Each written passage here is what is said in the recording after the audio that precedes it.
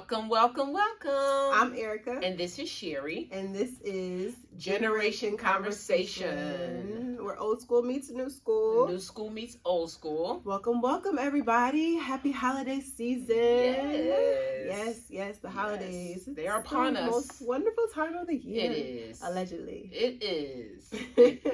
Not for everyone. Not for everyone. I'm always conscious that it's not the most wonderful time of year for everyone. Exactly. So, but I love it. Yeah, it's a great time. It is. So how are you feeling today? I'm feeling good. I had a good brunch this morning. Yes, we did go to brunch. We did. It was great. It was. Shout out to Morgan. Shout out Morgan. We love you. Ooh, sometimes. Okay, so today's episode is called Relationships Reloaded. Yes. So about a year ago now, probably a little bit more than a year, we did relationship goals. That was a very not controversial, but a very debatable episode. I got a lot of heat for that. Yeah. It was a good episode. It was a good episode. I mean, I was just speaking my truth. Ain't that what we say now?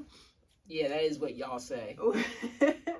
But I do want to just say, like, that really was a year ago, and I'm definitely not the same person I was then.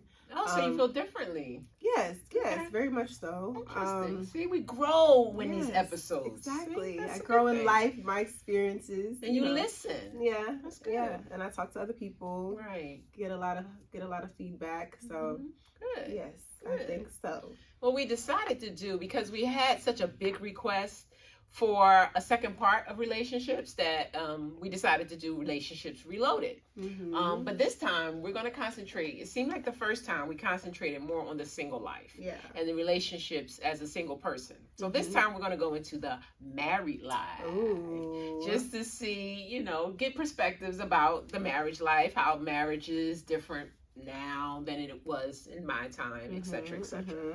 Okay, so let me ask you this, just to start off. Do you still actually believe in the idea, concept of marriage? I do. Good. I do, and that's kind of fresh though.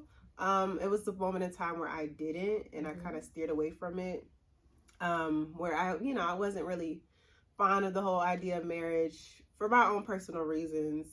And I didn't see myself being married. But now, like I said, as I continue to grow and evolve spiritually, mentally, I do definitely believe in the concept and the foundation of marriage and what it stands for, and what it encompasses. Good. That's really good to hear, because I don't know if that is common now. Yeah. I don't know, but that is what we're going to talk about. So how many years have you been married? I've been married for 20 years. Okay. We've been together for... How old are you? We've been together for about 28 years, I guess, and married I'm for not 20. But no, well, it was a couple years before she was born. But married for 20. Now, one thing that Eric and I did was we did take our time in getting married. We actually had, and I mentioned this on another episode, both of our kids before we got married, which is something I don't recommend. Right. But it is what we did. But being married for 20 years, that's rare now, at my age even. Yeah. And it's funny because, well, not funny, but just working in the hospital and being around the older population. See, you sound like me now. Drink some water. But I have a reason. Excuse me. Being around the older population, I do see a lot of people older who were married for a long time. Yes, because they believed in the concept of marriage and that you work it out. Yeah, and I was going to say marriage, but staying together in marriage. Staying married. Yeah, not just getting married. Exactly. Right. Exactly. Getting married and staying married. Getting married is the easiest part of it all. And probably the best. Like the wedding. Well, some people's weddings not the best. Right. Yeah. Like exciting. Like getting married. I guess. Was it your favorite part? No, I don't think so. I think because Eric and I were together for so long before we got married, the marriage, the actual wedding part was just, just something to just make it legit. Right. Right. Yeah. I like the dress and all, but and the family and stuff. How was your wedding day? Oh, it was okay. It was weird because I didn't feel nervous or scared, like, and on all that stuff you see on TV, or even, some of my friends that got married felt. And I felt like, oh my God, is something wrong? Like, I'm just ready to go out here and let's do this. You know what I mean? Right. It wasn't a big deal to me. And I still to this day don't know why. I don't know. I mean, it was cool. Yeah. It was cool. It was cool. That's not really how you hear it. Either you hear, well, I've heard like, oh my God, I was so nervous, or everything possibly could go wrong went wrong, or it was the best day of my life. Yeah. I felt like such a princess, but you just, it was cool. It was cool. Yeah. It was it was a wedding. We got married and we danced and we ate, and that was the end. I mean, okay. Yeah. I don't know. So do you feel as though, I mean, we kind of said at the beginning, like, is marriage the same now as it was in the past? I don't think so. I definitely don't think so. And what we were just talking about is one of the reasons. I think people put more into the wedding than they do the marriage. I mean, the wedding is just, it's just a formal process of the actual vows, that you have. So, I mean, it's nice if you want to have this elaborate, nice wedding, just so people can, see you guys, create this bond and all that stuff. It's definitely not necessary. Right. Definitely not needed. Now, our wedding, although it seemed, and when I tell people where we got married and all, they think it's like this big thing, but it really wasn't. So we got married in Stone Mountain on a boat, which sounds big, but it really wasn't that big of a deal. I mean, it was hot. It was hot. Yeah, you remember that, right? Yes. You was a little girl and you remember that. But it was on a boat. It didn't cost like a ton of money, It was catered. It wasn't a big deal, And we got married. I don't know. I feel terrible saying it like that. Yeah, maybe we should have got somebody else. I know. I don't know why. And I bet you Eric feels the same way. Yeah. Yeah, it just wasn't a big deal. Because it was more to it than the wedding. Yeah. Which is like the reason I feel like people, the foundations aren't the same as to why they get married. Right. Like people, especially with the pastor involved. Right. Or, we had a pastor. Yeah. Or minister or whatever. Yeah, or being in an actual church getting married, like you're basing it in God. Like you're putting your marriage, you're putting your vows to your partner and to God. Right. So I don't think that's the same nowadays. Like people are just, and they're not necessarily doing it in the church. Right. Now, we didn't do it in the church, but we used our pastor. Right. You know what I mean? One of the ministers at our church to marry us. But we didn't actually do it in church. And I think a lot of people are not doing it in church anymore. And I say to God, but whatever your religious preference is. Right. But some people aren't basing it on much of anything. I mean, they're basing it on love. Right. And I mean, for some people that is their foundation. Yeah. That's probably part of the problem. I know, that's what I was going to say. Because love wavers. Yes. Love wavers, and you can't build your foundation on anything that wavers because it's not solid. I feel like love is a very fluid emotion. It is. I mean, I feel like you can always love a person, but the level of love you have for them changes. Yes, it changes. It's circumstantial. We're human. We're not like God. We don't have that unconditional love. We're human. So, if you're building it only on love, that's like putting it on a pile of dirt. So, I mean, how much weight does love hold? I mean, it holds some weight. You want percentage-wise, would you say? So, what would you say, like, in the realm of marriage? Like, what are the top 5 foundational things in marriage? Love being maybe I don't even think it's 5. I think it's 3 maybe. I think God has to be your foundation. You both have to come together believing in the same thing. You know what I mean? And I think that's the number 1 foundation. So I think that is probably going to be like, I don't want to be ridiculous. I'm gonna say 70%, and then you have love, which is probably like 20, what is that, 90? 20%, and then you have 10% of physical. Okay. Yeah. I don't really think it's much to it. Yeah. Oh God, I'm terrible. This is terrible. This is your beliefs. It is. This is how you feel. It is. Okay. So, I mean, nothing else but those 3? Really? What else? Yeah, because love in itself encompasses a whole bunch of stuff. Yeah. I mean, and then your goals and stuff. You know, a lot of people do goals, like you have to have common goals. You know what I mean? Well, like, okay, if you want to have children. Right. I think that is important, but I don't think that, I mean, those are things you discuss prior to marriage. Yeah, you should discuss prior to marriage. I don't think, and then that determines whether you get married or not, but it's not the foundation of your marriage. So you don't even get to the foundation part if you can't agree on certain things, and having kids, and you know your careers and where you want to live and all that stuff. That gets you to the point, and then you build the foundation. But so yeah, to touch on that, like I feel as though a lot of people who get married just based on love, they don't ask those important questions, or like, because they think love will take them there. That love is enough. No, you know, you don't really know a person just outside of love. You know, love is, like I keep saying, it's a feeling, and it's so fluid, you know. But how is this person on their worst day? And that's the thing, you got to know, and this is what a pastor told me, you have to know that person in all the seasons. You know what I mean? You know, granted, you're going to love them in the summer. You know what I mean? You're going to love them in the summer seasons. That's when things are blooming and everything looks beautiful and everything. But then come winter, things, you know, look dreary and stuff, you know, you still love them, you know, and you may still love them, but you don't like them, or sometimes you may not even love them, you know, or what we define as love, you know, so.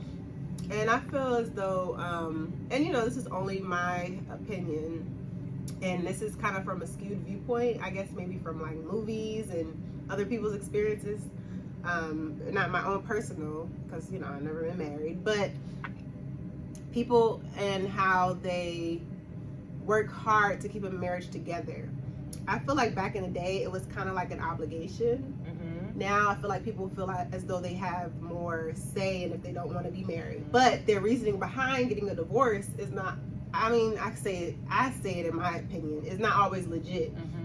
You might have fallen out of love with that person, or, you know, you just don't want to do it anymore. Like, people, you know, it's kind of both old school and new school were kind of wrong in a way. Like the obligation, it shouldn't be the obligation, but it also shouldn't be where you just up and leave. Like, I feel like you're always working in a marriage. Like, it's a marriage. Like, it's not just something that's set in stone forever. You always have to be working. And I don't think people realize how much work goes into a marriage. Marriage is probably the most work you'll ever do.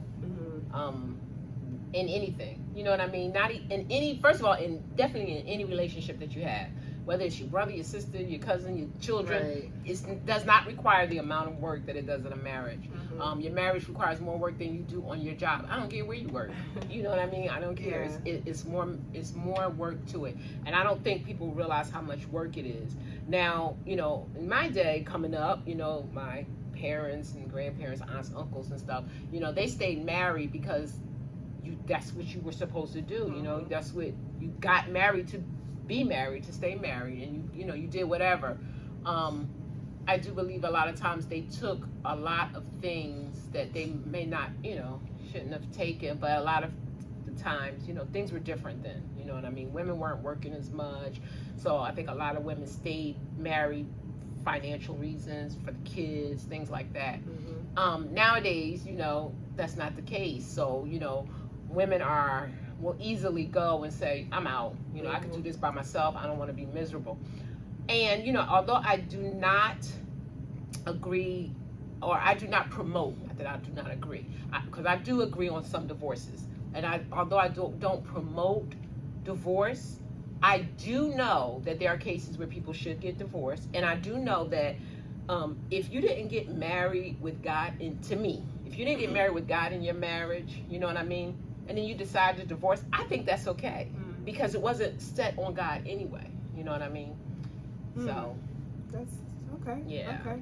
And then I think with my newer generation, and we talked about this in previous episodes and the first relationship goals episode, men and women, it's always kind of like, what can that person do for me?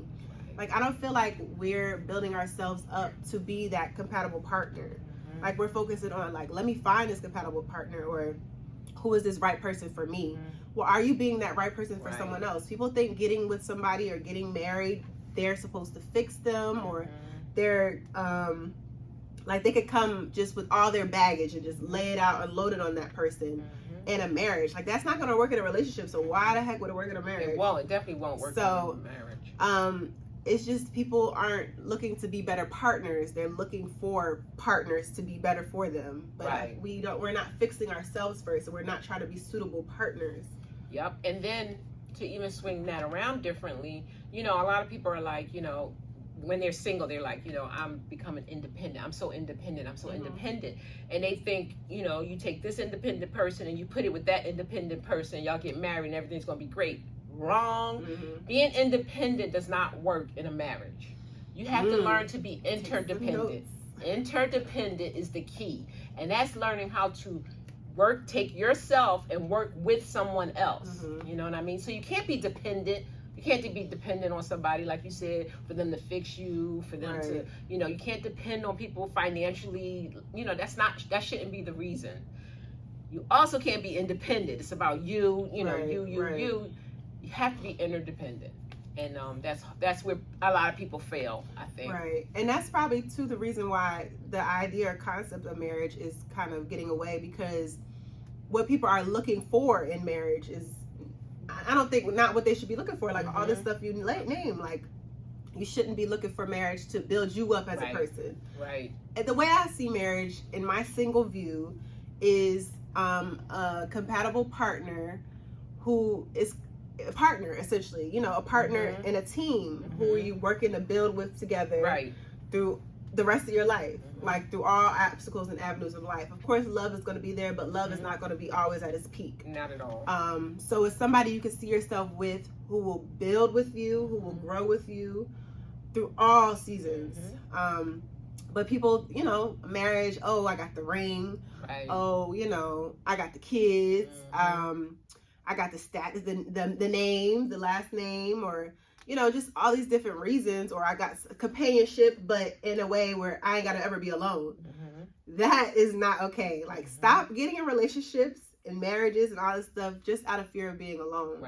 Like, because I really believe you need to be alone before you even get married. You need to be alone. Like, try it for a month, please. And you may not want to go back. That's my issue right now. Like, I've been alone too long, and I'm like, yeah, I'm scared you might get set in your ways. I know. That's the scary part. So, I mean, we all have to be alone, because then we'll really learn ourselves, and we can grow as our own individual selves, and then understand ourselves, because what we may have wanted 5 years ago when we was in a relationship with somebody is totally different when we're 5 years forward and we're alone. Like, I'm speaking about myself. You know, like, I'm a totally different person, and my wants are totally different now that I'm single, and it's just a clearer view of everything. That's why you should be. That's why you should be alone. And then just to throw this in there, you know, and being alone, that, you know, that doesn't mean you just dating and sleeping around too. I'm telling you guys, sleeping around, really, people don't realize that when you sleep around, you're having intercourse. Okay, intercourse means intercourse. So your fluids is running through that person. Their fluids is running through you. Okay, so you are forever attached to them people in some way or another. Okay, that does not help you with getting married. Their energy is on you constantly, and you can't, there's nothing you can do to shake it. You know what I mean? Whether you think you can, and maybe they're not in your head, but it's still there. So that's why, you know, people really recommend, or that's why God said, you know, you have to save yourself for your spouse. And then, like, in my experiences, in my growth, I'm definitely getting that now. You know, people are like, oh, it's so old-fashioned to not have sex before marriage. You know, God, this. Oh, I don't even believe in God. But me learning, like, it's so much deeper. It is. I mean, God is pretty deep. But, like, it's so much more to it than just that. Like, just, I believe in soul ties. All these things, this energy you're allowing in your space, these souls you're connecting with, they're getting into you. And they're just making you this person that you're not even that person. And you don't even understand. You don't even understand. And you're trying to process all these people's emotions and feelings within you, or these people's emotions and feelings just all together. And then it just, like I said, the clarity with, like, abstaining from sex, celibacy, all of that, the clarity is real. Like, you can see so much clearer. and you could see if you really like a person right. without right. sex, you know? Yep.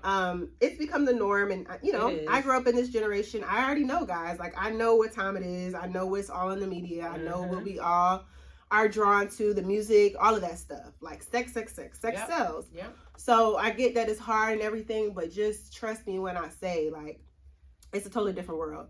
Like, it's definitely worth it, and it's definitely helped my spiritual journey, my mental journey. And it's just, I don't know, it's different, and it'll just open your mind to so many other things. Just, I'm so proud of you. I am.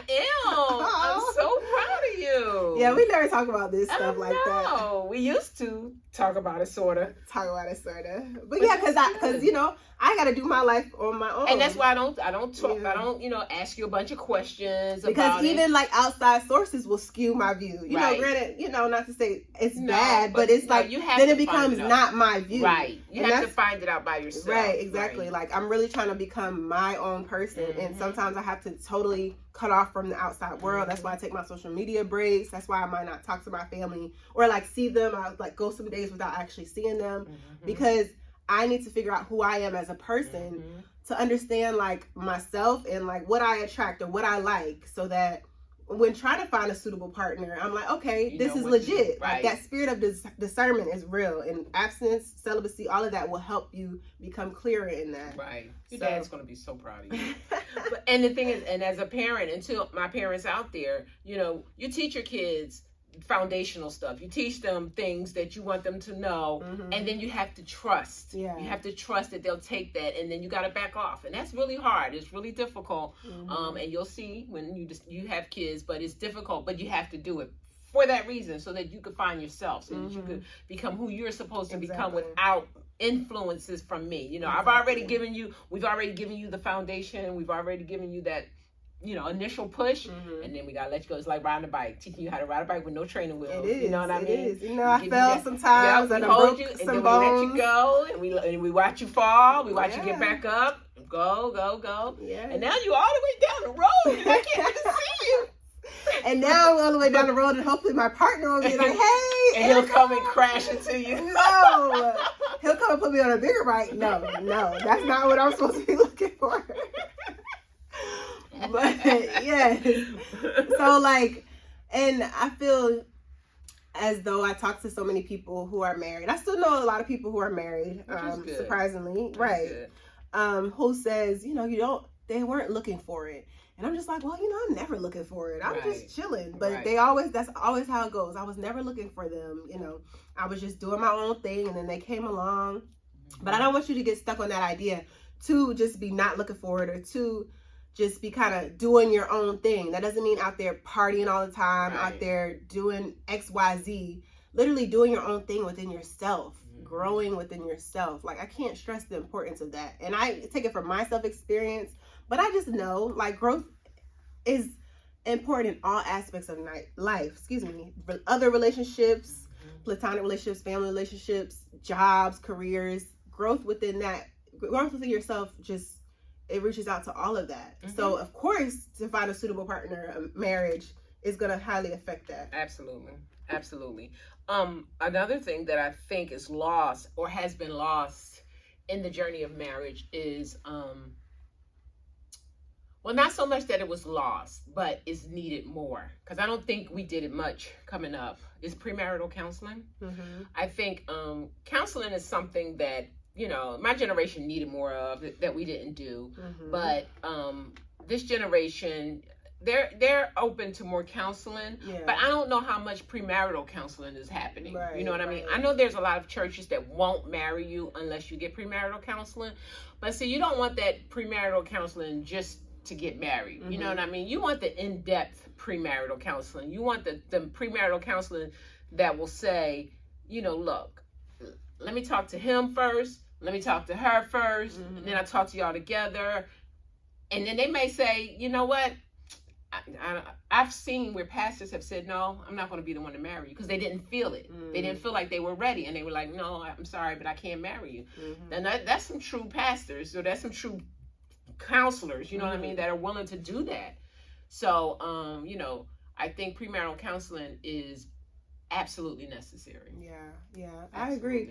And even premarital counseling, and then just really spending time together prior to marriage. Like, we get caught up in our own lives. And I say that because I can see myself, I hope it doesn't happen, but like getting caught up in my career, and if I don't know, long distance relationships are kind of attracting me more because I am so busy, and I don't have the time, but making time to spend with the partner, Well, I think too, sorry to cut you off, but what'll happen is if you really, really care for this person, you'll find yourself spending more time with them. You'll find yourself making that time. You'll find yourself, I don't know, maybe one person will move closer. Before marriage, you'll find you just desire that, and you can't, you feel like I can't live this, I can't not see this person, you know what I mean? So I think that'll happen. Right. Yeah.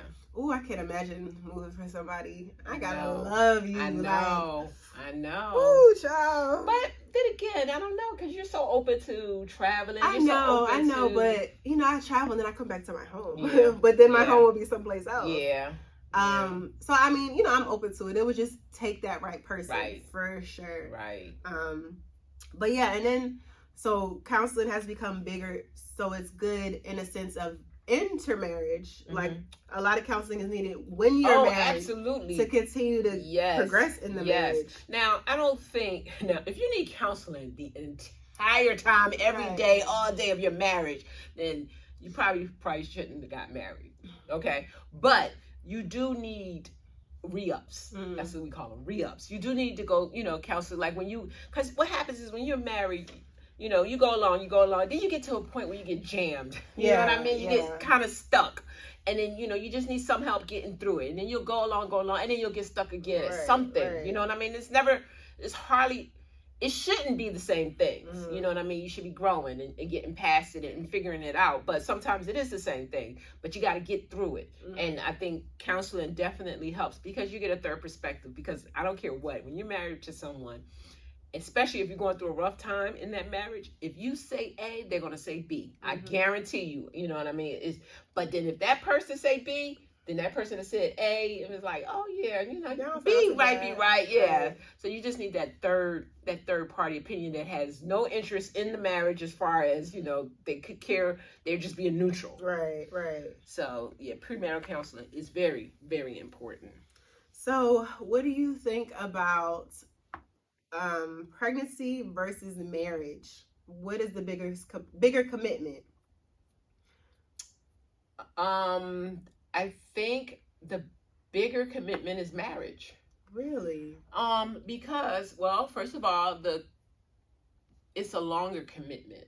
Granted, you will always be your kids' parents, but the commitment differs as they get older. Okay? But in a marriage, you're committed 100% throughout the entire time. You know what I mean? I say that because that's the excuse why a lot of people who maybe have kids together, they don't get married, or they are more attracted to the idea of just having kids and never getting married, or just because they're thinking like marriage is such a much bigger commitment than having kids, which I always felt like having kids is a bigger commitment. Like, you're bringing this new life into the world that you have to take care of, you have to be with all the time. I mean, granted, you may not be committed to that person, but having kids with somebody, that is very important. It is. Who you have kids with. Oh my God. Let's talk about that. Baby mamas, baby daddies. Whew. See, and that's another thing. People don't realize when you have kids with someone, you got to understand who they are. And you're not going to totally know everything about, especially if you're not married to them. You know what I mean? You're not going to know that they got this crazy uncle that, has this gene in him that's upside down, this chromosome that's upside down that, is generational or something. You know what I mean? Or you're not going to know that person is a little psycho, or, you know what I mean? Or that person had a whole nother family that he left, and here you go, you know what I mean? It's things that you don't know, and so it is very important to know who you're having kids by, which is, again, why you should marry them first and even then you don't know everything, but at least Right. you know. And then don't marry someone that you don't even know their family. Yeah. You know, I've seen people do that. How? Yeah. How would you even marry someone without knowing their family? You want to know how they treat their mother. You want to know how they treat their siblings. You want to know why that whole family is not talking to them. You know what I mean? That's something Important. you should, yeah. So having kids by people, you know, because they got money or because they look this way or whatever, that's a terrible thing to do for a kid. Yeah. To yourself and for a kid. You know what I mean? It is. I agree. So, but yeah, I mean, you said it very well. I see so many relationships, the kids involved, and so they suffer. They really do. And people, you know, that's where they think, oh, love, love, love, but it's not enough. It's not enough. I mean, you got love for your kid, but that's a different type of love than the person, you know, you had the kid by. But even still, that's a different type of love than being with just somebody you don't have kids with. So there's so many levels to it. And I see so many people have kids with the wrong person. With the wrong people, and they might not be bad people, you know. It's just the wrong person for you, or to have that kid with, and you may be the wrong person, you know. Look at yourself. A lot of times when you see an issue, the first thing you should do is look at yourself.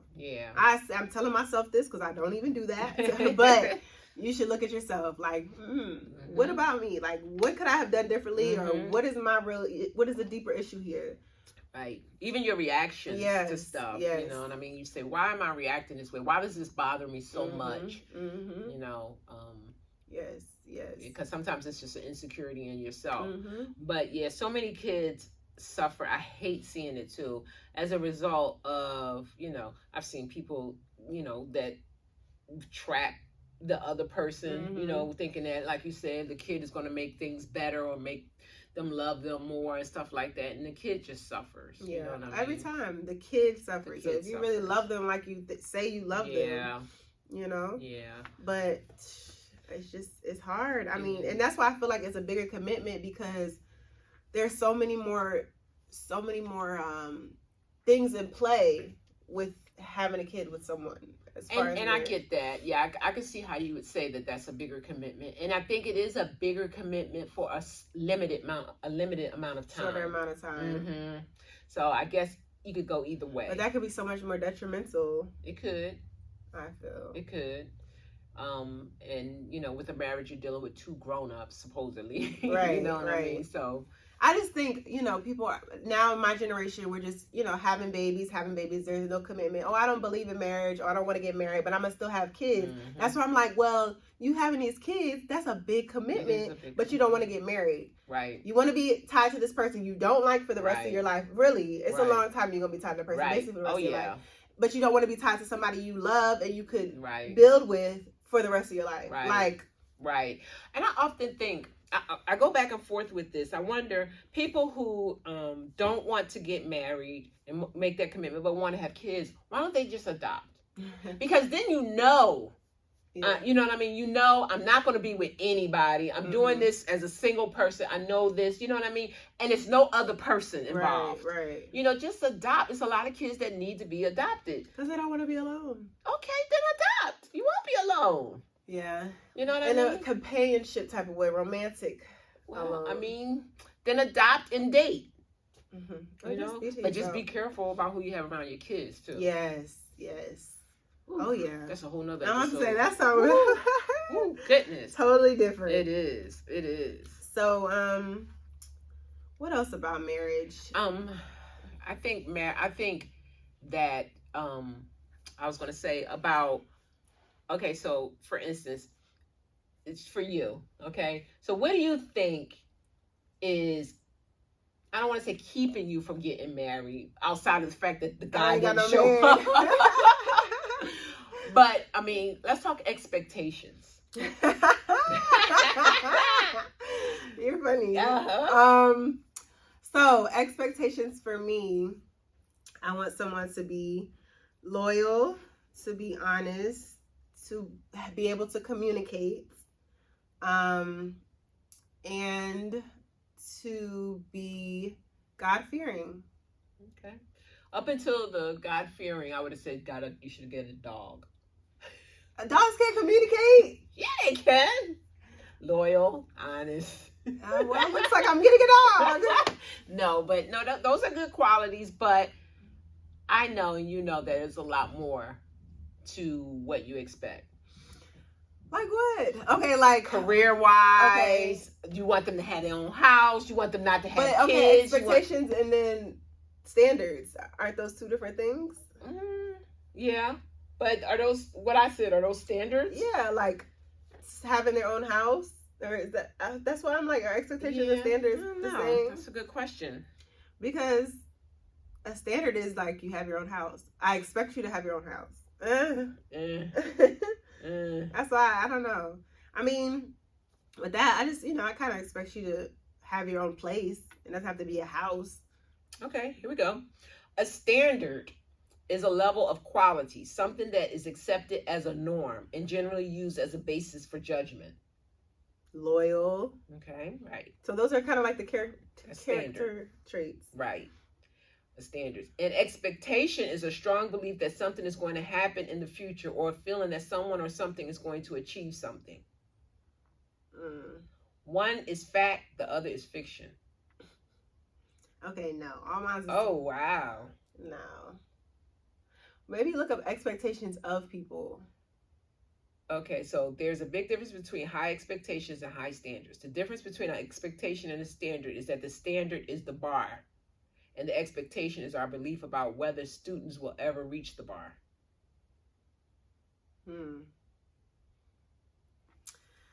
So what was you can have high standards and low expectations. Essentially, if I have high standards, then wouldn't my expectations be high in turn? The difference between expectation and standard is that the standard is the bar, meaning this is where we start. They got to have at least this. Right. Okay. The expectation is about whether they can reach the bar. But they're already at the bar if they have my standards. You expect them to be. You expect that they're at the bar. I don't know. So standard would be like they gotta have their own job. Right. Okay. They gotta have a job. Relationship standards are minimum requirements. Okay. That is, a person feels certain qualities must be present or must not be present in the case of unwanted behaviors or values, and failing to meet these requirements results in a deal breaker. So maybe expectations would be like what I would want you to do for me, or like what I would want you to do in the relationship. Right. Like, I want you to buy me flowers. It's not a standard. Right. But that would be nice. Right. Or like, I was going to say treat me nice. That's a standard. I don't know. I don't think I have high. I think my standards are pretty reasonable.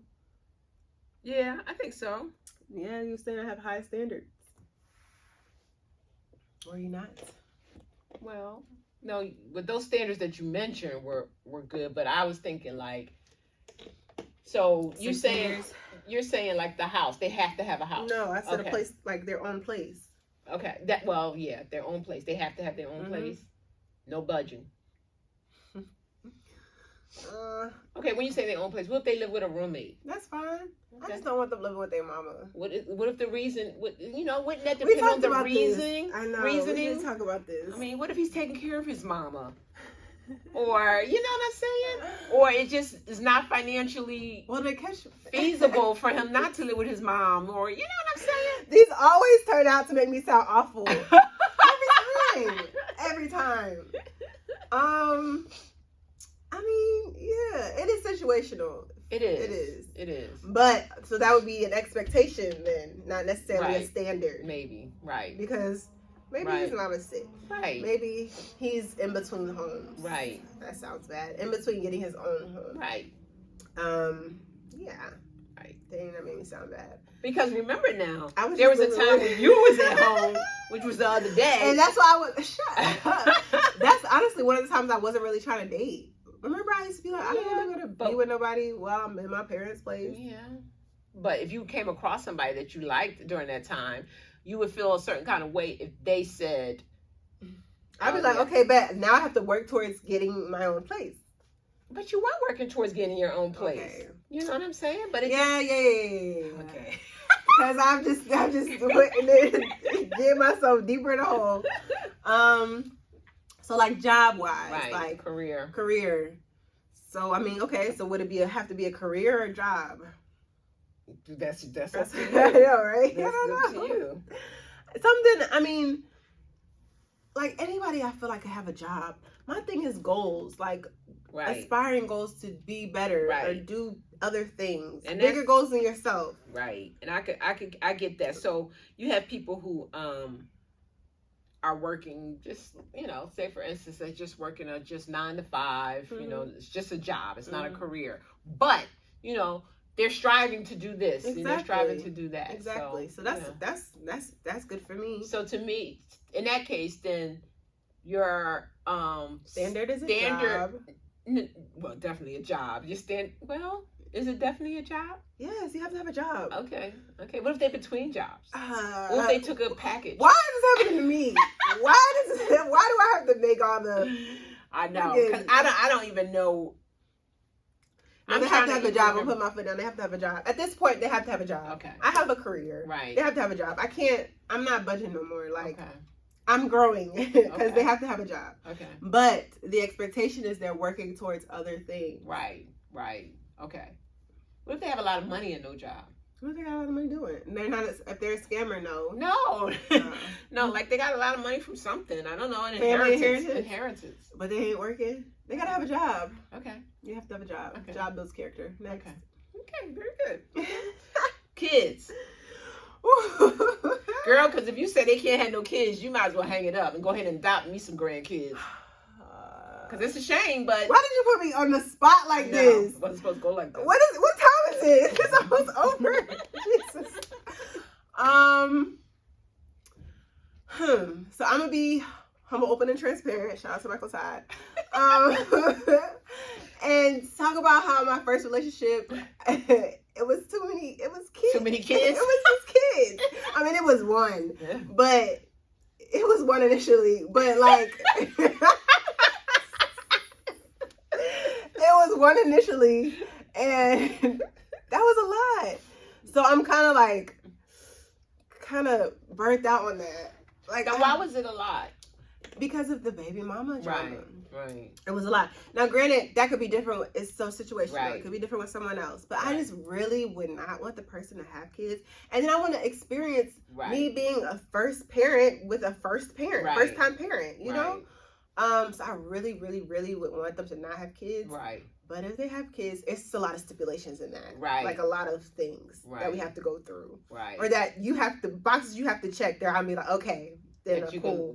Look yeah. over it. But I really don't want them to have kids. Right. Really, really no, don't. And that's, like you said, that's being transparent. And I agree. Thank God, Eric didn't have any kids. I didn't have any kids. And when we went to premarital counseling, the counselor said, so, let's start by this. Have either one of you been married before? And we both said no. And they said, okay, do you have any kids outside of your relationship? And we said no. She's like, oh, this is going to be easy. Because there's so much to it. Yeah, it is. There's so much to it. So, and now I have to start thinking about that too. Like if they have been married before, like as I'm getting older. Right. People have been married. Right. I mean, marriage is different, but that's still like I would date somebody who had been married before than somebody who had kids. That might be a better marriage. Yeah, right. They could know. Yeah, exactly. Mm-hmm. But yeah, kids. Would you want to talk to if you could? Would you want to talk to your new husband's ex-wife? No. Why not? That would give you the most. It's all about perspective, and it's all about who she is as a person. So how she dealt with him, she may be saying all this stuff that was not okay for her, or how he was, but I might be totally okay with it, or that might be what I need. I don't need that skewing me. But that's the thing. If you go in there thinking that and knowing that, you'll be okay. But I guarantee you, she's going to say something that would give you a heads up on something that he is going to do or whatever that you wish you would have known. I'm telling you. So you think exes should talk to I wish it was a way that people should talk to exes. Yeah. Really? And just be like and I wish the exes would just be really you know, like too much hurt and trauma behind. Yeah, without that, just be like, look, he's a good guy, but this is what I would be that ex. I don't mind. Right. I'll be like, listen. This is what you're gonna go through. This is what he did. I mean, maybe you won't go through it. This is what I went through. But there's 3 sides to every story. It is. And you're getting his side. Now you're getting hers. Now where's the truth? Somewhere in between. Somewhere in between. And you can't figure out the in between if you don't know both sides. Yeah. But that's their history. Like, he could be totally different for me. He could, and he probably will. But it is still something about his personality that she knows that you will recognize later. Guaranteed. Interesting. Maybe, but I don't know. Okay. I never thought about that. Right. That's a question I never thought of. Right. But you would do it, or if you had the chance. I would have. Interesting. Yeah, I would have, and even if like you know, guy friends that I have, if their new girlfriend wants to know, you know, you would tell them. I would tell them. I mean, I would talk to him first, and and I would tell them if he was okay with it. I'd be like, look, he's a good guy, but he has a wandering eye. You know what I mean? It doesn't mean anything, but he's a flirt. It does mean something. I mean, but he's a flirt, and he's this, or you know what I mean? Right. I think people need to look out for each other, and vice versa. Yeah. Men need to do that. You know what I mean? As That's true. Yeah. What how do you feel about getting advice from people on your marriage who are not in a marriage? I think that's probably not a good idea. Now, getting advice on your marriage, no, but getting advice on you, or how you handle a situation. Like if you go to your best friend who isn't married, and she, you say, okay, this is the situation, this is how I handled it. She's not really giving you advice on your marriage. She's giving you advice on you and how you handled it and how you could have handled it different. But I don't think that someone that's never been married can really give you sound advice on your marriage. They could possibly tell you, what the Bible says, or they could tell you what they think, but it's really difficult without having been married. Okay. Yeah. Very difficult.